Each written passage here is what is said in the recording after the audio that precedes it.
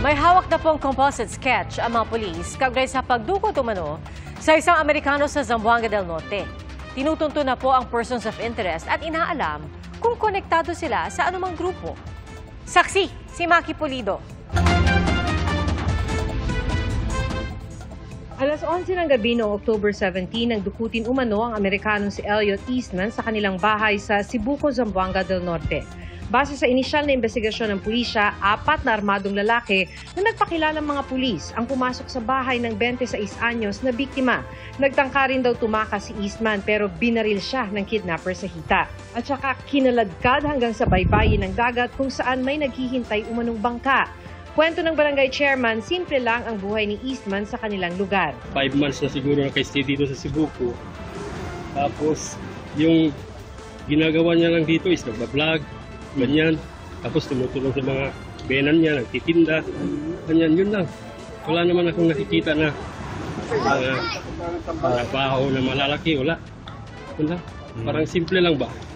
Sa isang vlog noong Setyembre, ikinuwento pa ng biktima ang anyay banta sa kanyang buhay.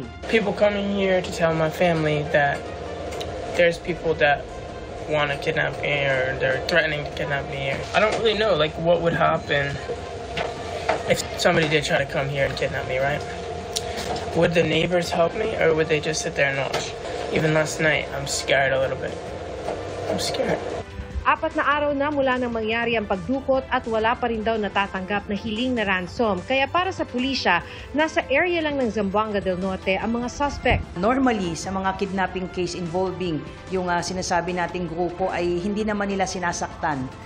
Initially, yung kanilang mga kinikidnap, but this time ay sinaktan kaagad nung makita at nag-resist itong biktima ay sinaktan kaagad and in fact binaril nga siya. So these are the things na kinukonsider. May persons of interest ng tinutuntun ngayon at tinitingnan kung may kaugnayan sila sa mga local terrorist group tulad ng Abu Sayyaf o BIFF. May mga composite artist sketch na po tayo nung ipinakita po itong picture po na ito, even dun sa mga rogues gallery po natin ay na-identify po na mga witness. We have the alias so far po. Aside from the 4 na pumasok, may mga nahanap tayo mga witnesses doon.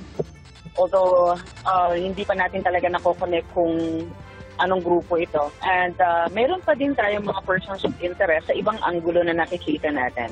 Nagsagawa na rin ng investigasyon ng mga ahente ng Federal Bureau of Investigation o FBI ng Amerika.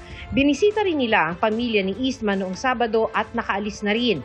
Ayon sa PNP, hindi aktibo ang FBI sa investigasyon at hihingi na lang ng update mula sa kanilang legal attaché. Para sa GMA Integrated News, Maki Pulido, ang inyong saksi.